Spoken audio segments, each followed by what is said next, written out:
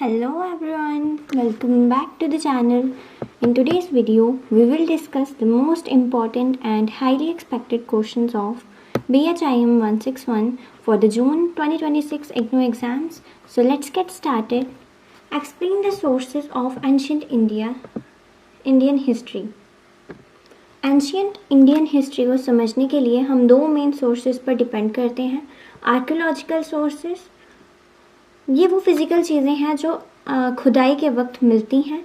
Inscriptions, पत्थरों या metal pillar पर खोदे गए मैसेजेस या पुराने किंग्स के ऑर्डर्स और अचीवमेंट्स बताते हैं. कॉइन्स, पुराने सिक्के बताते हैं कि उस टाइम की इकोनॉमी कैसी थी और कौन से राजा कब रूल कर रहा था. सील्स एंड पॉटरी, मिट्टी के बर्तन और सील्स उस समय के आर्ट और व्यापार की जानकारी देते हैं. मॉन्यूमेंट्स, पुराने मंदिर, किले और स्टूपास उस वक्त की आर्किटेक्चर और रिलीजन को दिखाते हैं. लिटरेरी सोर्सेस, ये लिखे हुए बुक्स और डॉक्यूमेंट्स हैं. वेदास एंड उपनिषद्स, इनमें हमें आर्यन कल्चर और फिलॉसफी की नॉलेज मिलती है. रामायण एंड महाभारता, ये एपिक्स उस टाइम की सोशल एंड मॉरल वैल्यूज़ को समझाते हैं. बुद्धिस्ट एंड जैन टेक्स्ट, ये उस टाइम के नए रिलीजियस मूवमेंट्स और सोसाइटी के बारे में बताते हैं. अर्थशास्त्र, चाणक्य की ये बुक बताती है कि उस समय एडमिनिस्ट्रेशन और पॉलिटिक्स कैसे चलती थी. ठीक है, नेक्स्ट क्या है? Explain the main features of the Harappan civilisation. Harappan civilisation दुनिया की सबसे पुरानी अर्बन सिविलाइजेशंस में से एक थी. इसके main features: well planned cities, इनके शहर ग्रिड सिस्टम पर बने थे जहाँ सड़कें एक दूसरे को 90 डिग्री पर काटती थीं. कवर ड्रेनेज सिस्टम, हर घर की नाली एक मेन बड़ी नाली से जुड़ी हुई होती थी. ये दिखाता है कि वो लोग हाइजीन को लेकर कितना अवेयर थे. ब्रिक हाउसेस, घर पक्की ब्रिक्स से बने हुए थे और अक्सर 2 मंजिलें होते थे. एग्रीकल्चर एंड ट्रेड, वो लोग वीट बार्ले उगाते थे. साथ ही उनका ट्रेड मेसोपोटामिया जैसे दूर के देशों के साथ भी होता था. ग्रेट बाथ, मोहनजोदारो में एक बड़ा रेक्टेंगुलर टैंक मिला है जिससे रिलीजियस रिचुअल्स के लिए नहाने के लिए यूज़ किया जाता था. ग्रेनरीज, अनाज को स्टोर करने के लिए बड़े बड़े वेयर हाउसेज होते थे ताकि ज़रूरत के वक्त काम आ सकें. सील्स एंड पॉटरी, उनकी सील्स पर जानवरों की इमेजेस होती थी और पॉटरी पर सुंदर डिज़ाइंस जो उनकी आर्टिस्टिक स्किल्स दिखाती हैं. वर्शिप ऑफ मदर गॉडेस, लोग नेचर और मदर गॉडेस की पूजा करते थे जिसके निशान टेराकोटा फिगर्स से मिलते हैं. डिफरेंस बिटवीन अर्ली वैदिक एंड लेटर वैदिक सोसाइटी.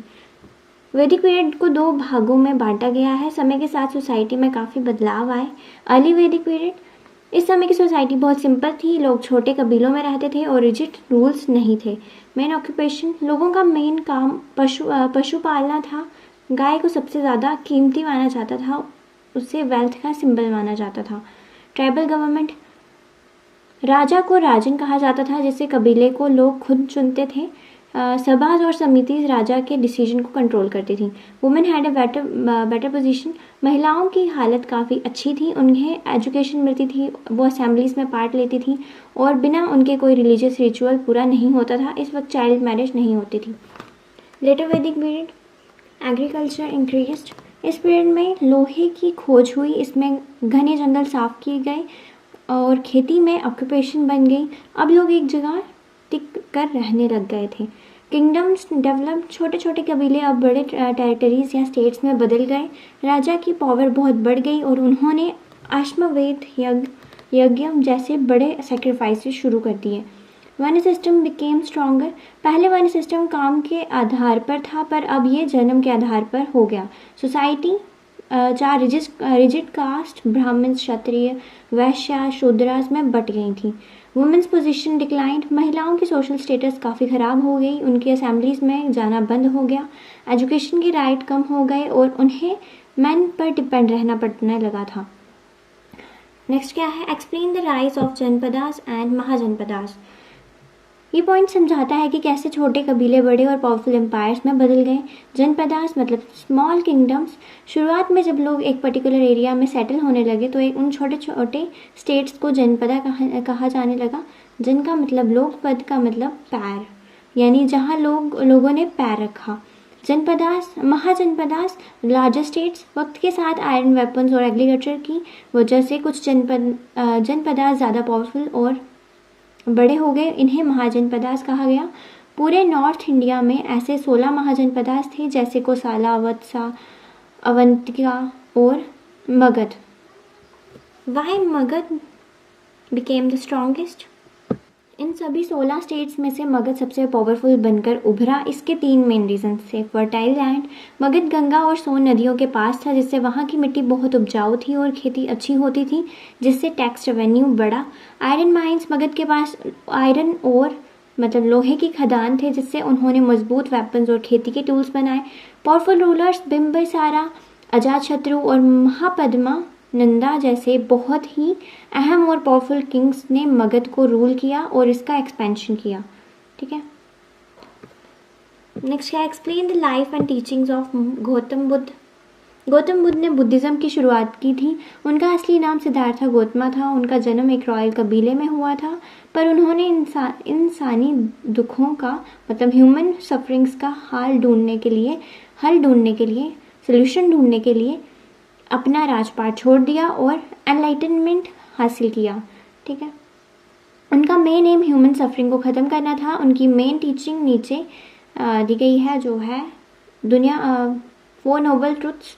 दुनिया दुखों से भरी है, हर इंसान किसी न किसी वजह से परेशान है। सेकंड, दुख का कारण इच्छा है। जब हम किसी चीज़ की बहुत ज़्यादा उम्मीद या लालच करते हैं तो वही हमारे दुख की वजह बन जाती है। थर्ड है, दुख को ख़त्म किया जा सकता है अगर हम अपने बेफजूल इच्छाओं और लालच पर काबू पा दें तो दुख खत्म हो जाएगा। दुख खत्म करने का एक रास्ता है। इस रास्ते को उन्होंने 8 फोल्ड पाथ कहा है। अब 8 फोल्ड पाथ क्या है? दुखों से मुक्ति पाने के लिए बुद्धा ने 8 सही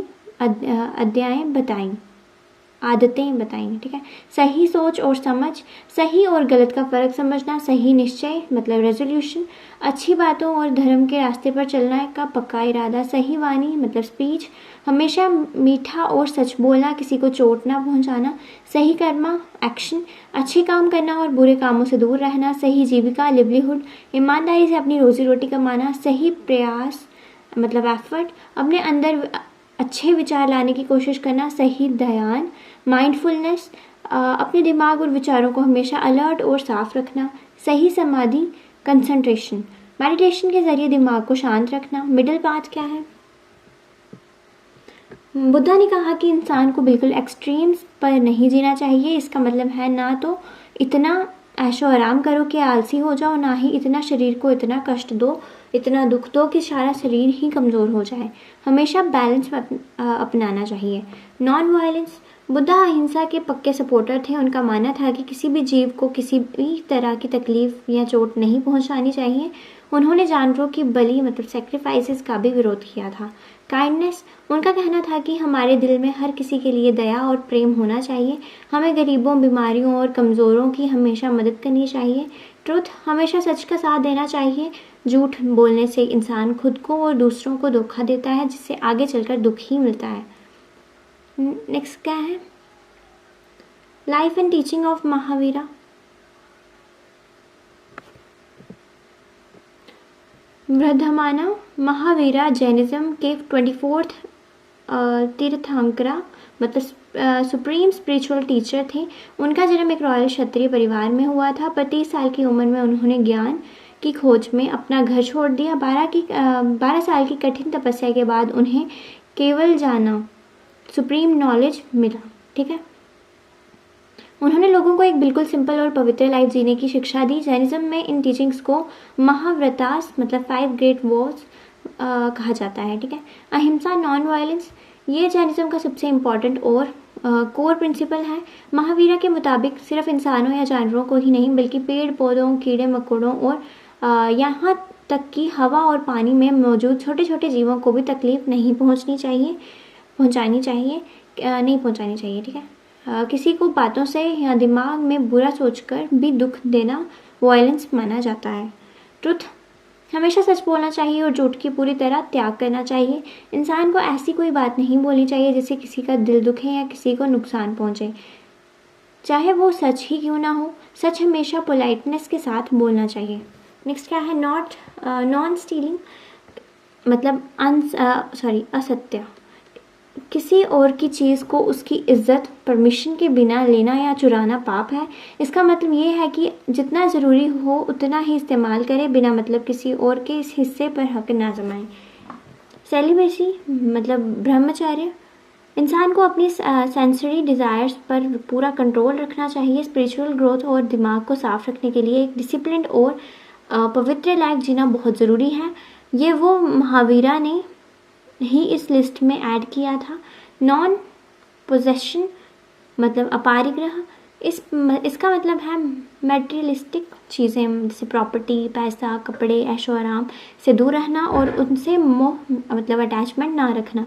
महावीरा का मानना था कि लालच की दुख और बंधन की वजह से, इसीलिए जितनी कम ज़रूरतें होंगी इंसान उतना ही आज़ाद रहेगा। फिर कंपेयर बुद्धिज़्म एंड जैनिज़्म।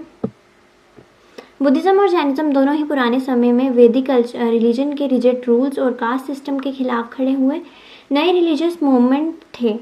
इनके बीच कुछ बातें मिलती जुलती थीं और कुछ अलग थीं। सिमिलैरिटीज़, नॉन वायलेंस, दोनों ही धर्म अहिंसा पर बहुत ज़्यादा जोर देते थे। किसी भी जीव को चोट ना पहुंचाना दोनों की सबसे बड़ी शिक्षा थी।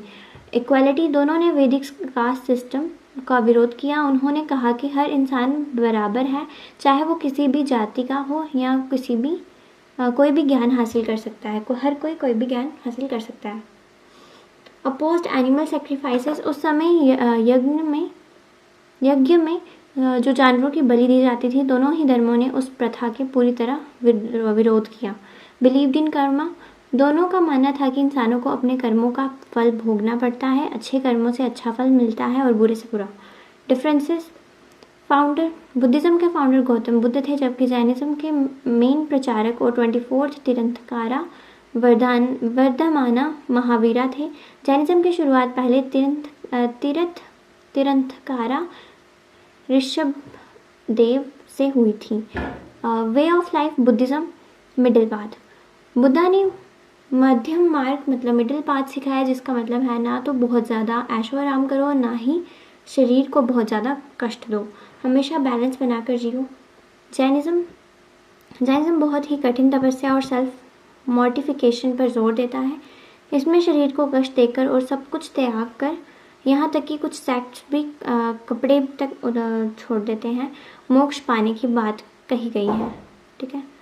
अहिंसा की स्ट्रिक्टनेस। जैनिज़्म में अहिंसा का रूल बहुत ज़्यादा स्ट्रिक्ट है, जैसे कीड़े मकोड़ों को बचाने के लिए मुंह पर कपड़ा बांधना या ज़मीन के अंदर उगने वाली सब्जियां ना खाना, जबकि बुद्धिज़्म में ये थोड़ा प्रैक्टिकल और मॉडरेट है। ठीक है। Explain the rise of Magadh. Magadh 16 mahajanapadas में सबसे ज़्यादा पावरफुल एम्पायर बनकर उभरा। इसके पीछे बहुत से जोग्राफिकल, इकोनॉमिक और पॉलिटिकल रीजंस थे। Why Magadha became powerful. Fertile land. Magadha Ganga और सोन जैसी नदियों के प्लेन्स में सेटल था। वहाँ की मिट्टी बहुत उपजाऊ थी, जिससे खेती बहुत अच्छी होती थी। ज़्यादा अनाज उगने से राजा को बहुत टैक्स मिलता था, जिसने एम्पायर को अमीर बनाया। Iron mines. मगध के पास राजगीर के आसपास आयरन ओर मौजूद थी। इस लोहे से उन्होंने बहुत ही मजबूत और तेज़ी से काम करने वाले वेपन्स बनाए, जो दूसरे किंगडम्स के पास नहीं थे। साथ ही खेती के लिए अच्छे हल भी बनाए गए। रिवर्स। गंगा, सोन और गंडक जैसी नदियों मगध के चारों तरफ थीं। ये नदियाँ 3 बड़े काम करती थीं। वाटर सप्लाई, पीने और खेती के लिए पानी देती थी। ट्रांसपोर्ट, आर्मी और सामान को एक जगह से दूसरी जगह जल्दी भेजने में मदद करती थी। Natural barrier. नदियाँ दुश्मनों से एक नेचुरल दीवार की तरह एम्पायर की हिफाजत करती थीं। Strong rulers. मगध को बहुत ही एम्बिशियस और दिमाग वाले राजाओं ने रूल किया। इन्होंने शादी के रिश्ते बनाकर युद्ध करके अपने एम्पायर को बहुत बड़ा किया। Trade and transport. नदियों के रास्ते से बिजनेस करना बहुत सस्ता और आसान था। इस वजह से मगध का ट्रेड बहुत दूर दूर तक फैला, जिससे व्यापारी अमीर हुए और किंगडम की ट्रेजरी हमेशा भरी रही। Important rulers. बिम्बिसारा, यह रंका डायनेस्टी के किंग थे। उन्होंने मगध को एक्सपेंशन की शुरुआत की। उन्होंने दूसरे बड़े रॉयल फैमिलीज़ में शादी करके अपनी पॉलिटिकल पोजीशन को बहुत स्ट्रॉन्ग किया और अंगा किंगडम को जीता।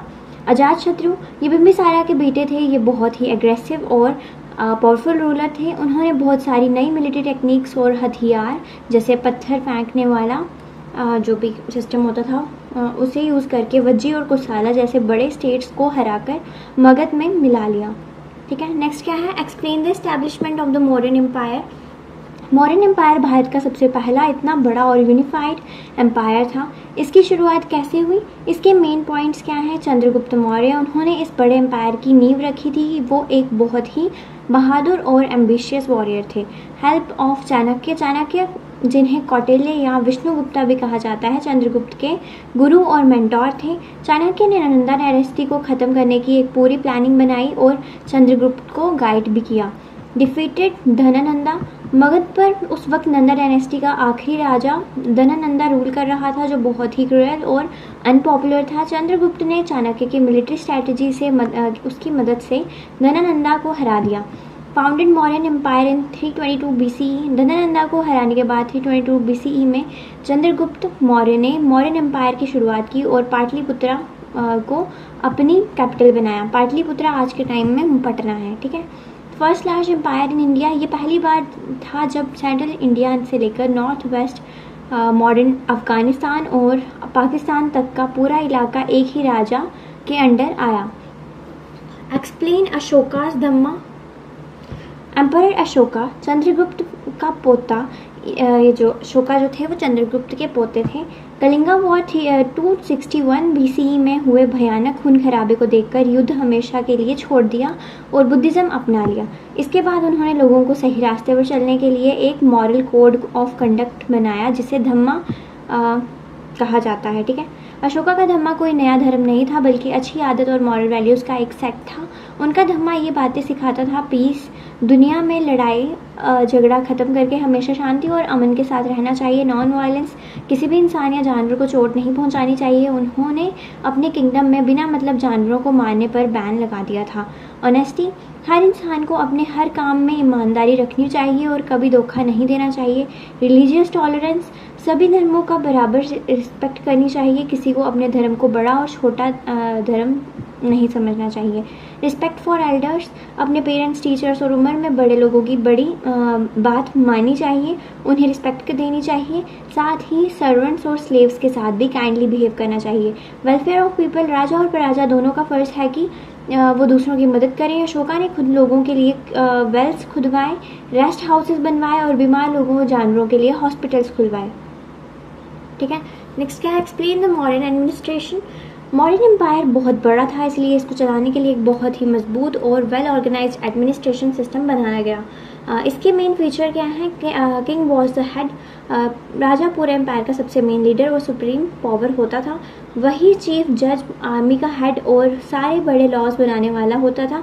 उसका डिसीजन आखिरी माना जाता था। मिनिस्टर हैड द किंग, इतने बड़े एम्पायर को राजा अकेला नहीं चला सकता था, इसलिए उसकी मदद के लिए मिनिस्टर्स की काउंसिल होती थी, मंत्री परिषद कहते थे। इनमें हाई ऑफिशियल्स होते थे जैसे प्राइम मिनिस्टर, चीफ प्राइस्ट और ट्रेजरर को राजा को हर इम्पॉर्टेंट मामले में एडवाइस देते थे। एम्पायर डिवाइडेड इनटू प्रोविंसेस, पूरे देश पर कंट्रोल रखने के लिए एम्पायर को अलग अलग भागों में बांटा गया था जिन्हें प्रोविंसेस कहते थे, जैसे तक्षशिला, उज्जैन, तोसाली, जो भी।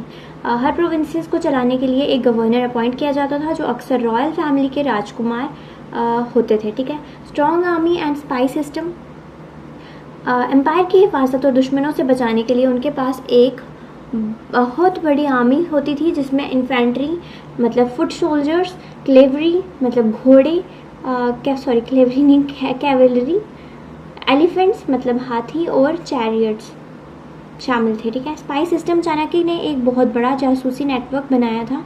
ये स्पाइस पूरे देश में बेस बदलकर घूमते थे और करप्ट ऑफिशियल्स और दुश्मनों की खबर सीधे राजा तक पहुंचा देते थे। Tax collected from farmers, army और एडमिनिस्ट्रेशन का खर्चा चलाने के लिए लोगों से टैक्स लिया जाता था क्योंकि ज़्यादातर लोग खेती करते थे, इसलिए फार्मर से उनकी फसल का क्या बोलते हैं 1/6 पार्ट जो है जिसे भागा कहते थे टैक्स के रूप में कलेक्ट किया जाता था। इसके अलावा ट्रेडर्स और आर्टिसंस पर भी टैक्स लगता था। ठीक है, नेक्स्ट क्या है, explain modern art and architecture. Modern period के दौरान आर्ट और बिल्डिंग बनाने का कला का बहुत बड़ा विकास हुआ। इस समय का आर्ट बहुत सिंपल और सुंदर होता था और पत्थरों पर इतनी अच्छी पॉलिश की जाती थी कि वो आज भी चमकते हैं। इसके मेन एग्जाम्पल क्या है, अशोका पिलर्स। किंग अशोका ने पूरे एम्पायर में स्टोन के बड़े पिलर्स खड़े करवाए थे। इन पिलर्स पर उनके धम्मा का मैसेज लिखा होता था और ताकि आम लोग उन्हें पढ़ सकें। रॉक एडिक्ट्स, पत्थरों पर बड़ी चट्टानों को काटकर उन पर रॉयल ऑर्डर्स और मॉरल टीचिंग्स खोदी जाती थी, जिन्हें रॉक एडिक्ट्स कहा जाता था। सांची स्तूपा, मध्य प्रदेश में मौजूद सांची स्तूपा एक बड़ा सेमी सर्कुलर डोम लाइक स्ट्रक्चर है। ये लॉर्ड बुद्धा के अवशेष को सेफ रखने के लिए और मेडिटेशन के लिए बनाया गया है। बराबर केव्स, बिहार में मौजूद ये गुफाएं दुनिया की सबसे पुरानी रॉक कट केव्स में से एक हैं। इन्हें बड़े पत्थरों को काटकर मॉन्क्स के रहने के लिए बनाया गया था। लायन कैपिटल ऑफ सारनाथ, ये सारनाथ का एक पिलर है जिसमें ऊपर का हिस्सा है जिसमें 4 शेर चारों तरफ पीठ करके बैठे हुए हैं, फेस करके बैठे हुए हैं। ये आज भारत का नेशनल एम्बलम मतलब राष्ट्रीय चिन्ह है। Explain the Kushana empire and Kanishka. Mauryan empire के खत्म होने के बाद नॉर्थ वेस्ट इंडिया में कुशाना रूलर्स ने अपना कंट्रोल बनाया। कनिष्का इस कुशाना डायनेस्टी के सबसे ग्रेटेस्ट और पावरफुल रूलर थे। उनकी मेन अचीवमेंट्स क्या है, एक्सपैंड एम्पायर। कनिष्का ने युद्ध करके अपने एम्पायर को बहुत बढ़ा दिया। उनका एम्पायर सेंट्रल एशिया से लेकर नॉर्थ इंडिया मतलब मॉडर्न बिहार और से उत्तर प्रदेश तक फैला हुआ था। उनकी कैपिटल पुरुषापुरा मॉडर्न पेशावर पाकिस्तान थी। ठीक है। सपोर्टेड बुद्धिज़्म, अशोका की तरह कनिष्का ने भी बुद्धिज़्म को बहुत बढ़ावा दिया। उनके समय में बुद्धा की ब्यूटीफुल मूर्तियाँ मतलब स्टैचूज बनाए गए और जिसे Gandhara art and Mathura school of art भी कहते हैं। Held the 4th Buddhist council, Buddhism के स्कॉलर्स के बीच के डिस्प्यूट्स को सुलझाने के लिए और धर्म के प्रचार के लिए कनिष्क ने कश्मीर में 4th बुद्धिस्ट काउंसिल करवाई। इस काउंसिल में ही बुद्धिज़्म 2 भागों में हिनायाना और महायाना में बट गया। Encourage trade on the silk route, central Asia और चाइना को यूरोप से जोड़ने वाला एक मशहूर व्यापारिक रास्ता था जिसे सिल्क रूट कहा जाता था। कनिष्का के इस रास्ते पर पूरा कंट्रोल था। उन्होंने इस रूट पर ट्रेड को सिक्योर किया जिससे उन्हें बहुत टैक्स मिला और उन्होंने भारत में पहली बार बड़े पैमाने पर प्योर गोल्ड कॉइन्स जारी किए थे। ठीक है। नेक्स्ट क्या है, explain Gandhara and Mathura school of art. Kushana period खास करके कनिष्का के समय में स्कल्पचर मतलब मूर्ति कला के 2 सबसे बड़े और इम्पोर्टेंट स्कूल्स डेवलप हुए। दोनों ही धर्मों और मूर्तियों से जुड़े थे पर इनका स्टाइल अलग था। ठीक है। गांधारा आर्ट, ये आर्ट नॉर्थ वेस्ट इंडिया मतलब मॉडर्न डे पाकिस्तान और अफगानिस्तान के गांधारा रीजन में फैला। ग्रीक इन्फ्लुएंस, इस आर्ट स्टाइल पर ग्रीक और रोमन आर्ट का बहुत गहरा असर था, इसलिए इसे इंडो ग्रीक आर्ट भी कहा जाता था। इसमें मूर्तियों का चेहरा और उनके बाल ग्रीक भगवान से मिलते जुलते बनवाए जाते थे। ग्रे स्टोन, इस स्कूल में मूर्तियों को बनाने के लिए मुख्य रूप से ग्रे या ब्लू स्टोन स्लेट रंग का पत्थर होता है कोई, उससे इस्तेमाल किया जाता था। ठीक है। रियलिस्टिक बुद्धा स्टैचूज, इस स्टाइल की सबसे बड़ी खासियत ये थी कि बुद्धा की मूर्तियाँ बहुत ही रियलिस्टिक असली जैसी लगती थी। उनके घुंघराले बाल, चेहरे के मसल्स और कपड़ों की ड्रेपरी फोल्ड्स बहुत ही बारीकी से दिखाई जाती थी। ठीक है। नेक्स्ट क्या है, मथुरा आर्ट, इंडियन स्टाइल। इस पर बाहर के फॉरेन का कोई असर नहीं होता था। ये पूरी तरह से इंडिजीनियस इंडियन ट्रेडिशन पर बेस्ड था। इसमें सिर्फ बुद्धिज़्म ही नहीं बल्कि हिंदुइज्म और जैनिज्म की मूर्तियाँ भी बनाई जाती थी। रेड स्टोन, इस स्कूल की सबसे बड़ी पहचान ये है कि इसमें मूर्तियाँ बनाने के लिए स्पॉटेड रेड स्टोन मतलब लाल बलुआ पत्थर होता है कुछ, तो उसे यूज़ किया जाता था। ठीक है। स्पिरिचुअल अपीयरेंस, गांधारा आर्ट की तरह इसमें शरीर की बारीकियों या कपड़ों के रियलिस्टिक फोल्ड्स पर ज़्यादा ध्यान नहीं दिया जाता। इसके बजाय बुद्धा के चेहरे पर शांति, स्माइल और ज्ञान दिखाने के पर ज़्यादा जोर दिया जाता था जिससे मूर्तियाँ बहुत पवित्र लगती थी। नेक्स्ट क्वेश्चन क्या है, explain the Satavahana dynasty. Satavahana south central India के एक बहुत ही इंपॉर्टेंट और पावरफुल रूलर्स में से थे। उनके बारे में मेन पॉइंट्स क्या हैं? The Satavahanas ruled the Deccan. Modern empire के गिरने के बाद सतवाहनास ने डेक्कन रीजन मतलब मॉडर्न महाराष्ट्र, आंध्र प्रदेश और तेलंगाना पर अपना राज शुरू किया। इनकी कैपिटल क्या थी? प्रातिष्ठाना मतलब मॉडर्न पठान थी। ठीक है, नेक्स्ट क्या है? इंपॉर्टेंट रूलर गौतमी पुत्र सतकर्णी। ये इस डायनेस्टी के सबसे ग्रेटेस्ट और पावरफुल किंग थे। उन्होंने शाकास जैसे फॉरेन इन्वेडर्स को हराया और सतवाहना एम्पायर की खोई हुई पावर को वापस लौटाया। उन्हें उनकी माँ के नाम से जाना जाता है, जो उनकी रिस्पेक्ट दिखाता है। गौतमी उनकी माँ का नाम था। ठीक है, अचीवमेंट्स इम्प्रूव ट्रेड। इनके समय में इंटरनल और एक्सटर्नल ट्रेड बहुत बढ़ गया। इनका बिजनेस रोमन एम्पायर के साथ भी होता था, जिससे इनका किंगडम बहुत अमीर हो गया। Promoted agriculture. उन्होंने खेती को बढ़ावा देने के लिए इरिगेशन के नए टेक्निक्स अपनाए और बंजर ज़मीन को खेती के लायक बना दिया। Issued coins. सतवाहनास ने बहुत सारे सिक्के जारी किए। इनकी खासियत क्या थी? लेड और पॉटिन के कॉइन्स चलाए, जिन पर अक्सर शिप्स की इमेजेस होती थी जो उनके सी ट्रेड को दिखाते थे। Maintain piece. उन्होंने एक लंबे समय तक पूरे डेक्कन रीजन में शांति और लॉ एंड ऑर्डर बनाए रखा, जिससे आर्ट एंड कल्चर का विकास हुआ। नेक्स्ट क्या है? Explain the Sangam age. ये पीरियड साउथ इंडिया के इतिहास का सबसे सुनहरा और इम्पोर्टेंट समय माना जाता है। The Sangam age belong to south India. ये लगभग 3rd सेंचुरी BCE से 3rd सेंचुरी CE तक का समय था। संगम का मतलब होता है असेंबली से संगठन, जहां तमिल पोइट और स्कॉलर्स एक साथ मिलकर बुक्स और पोएम्स लिखते थे। Important kingdoms. इस दौरान साउथ इंडिया पर 3 बड़े तमिल किंगडम्स का राज था, जिन्हें मूवेनहर 3 क्राउंड किंग्स भी कहा जाता था। चोलास। इनका राज कावेरी डेल्टा मतलब मॉडर्न तंजौर रीजन में पर था। ठीक है, इनकी कैपिटल उदयपुर थी और इनका सिंबल टाइगर था। चेरास। इनका राज मॉडर्न केरला और तमिलनाडु के कुछ पार्ट्स पर था। इनका सिंबल बो और एरो था। पांड्यास। इनका राज मदुराई के आसपास था। उन्होंने ही सारे तमिल संगम असेंबलीज को पैट्रोनाइज किया। इसका सिंबल फिश था। ठीक है, वे ऑफ लाइफ।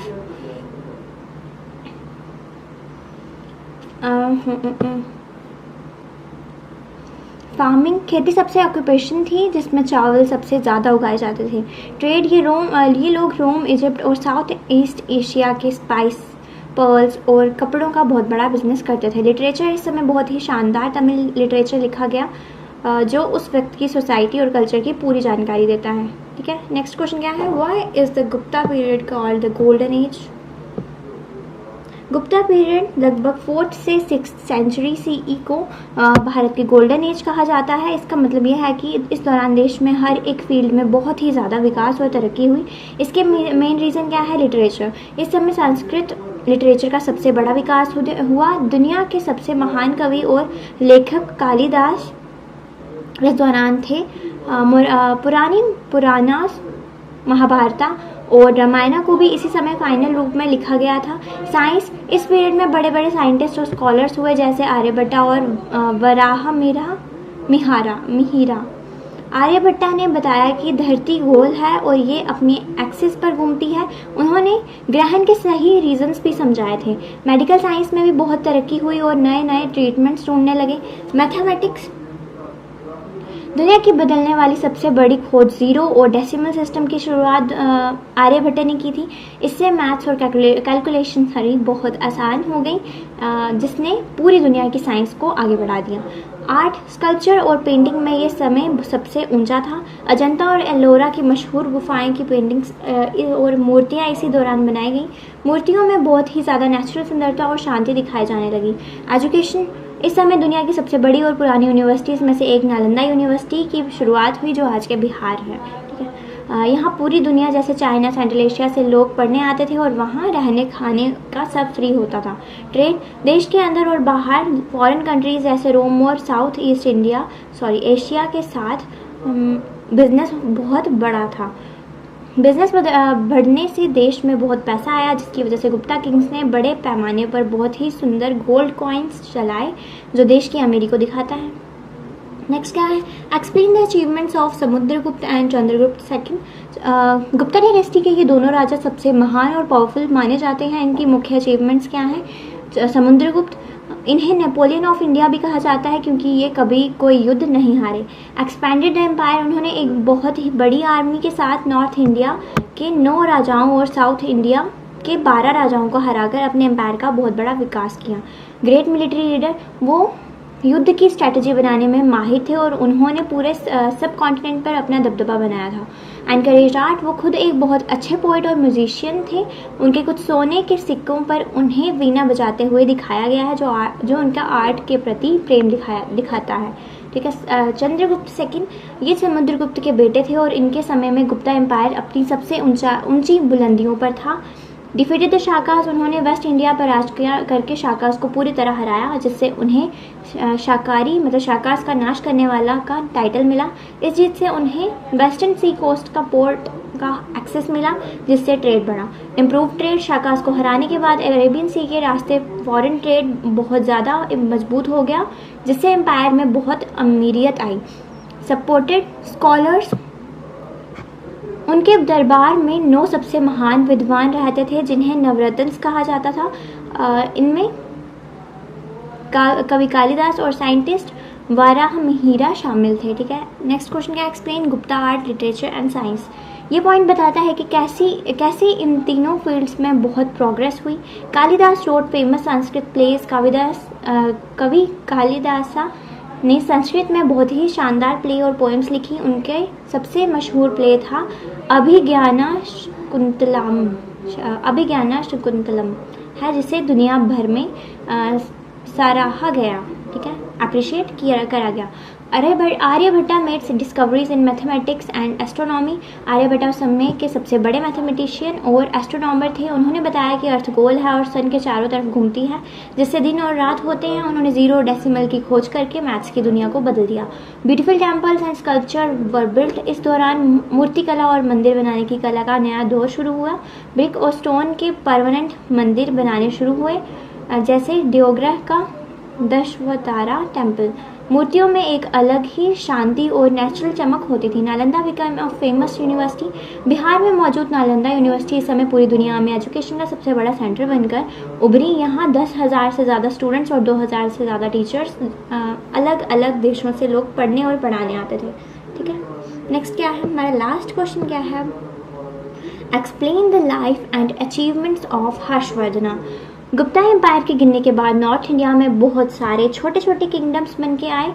ऐसे समय में किंग हर्षवर्धन ने आकर एक बड़े एम्पायर बनाया। वो 606 सीई में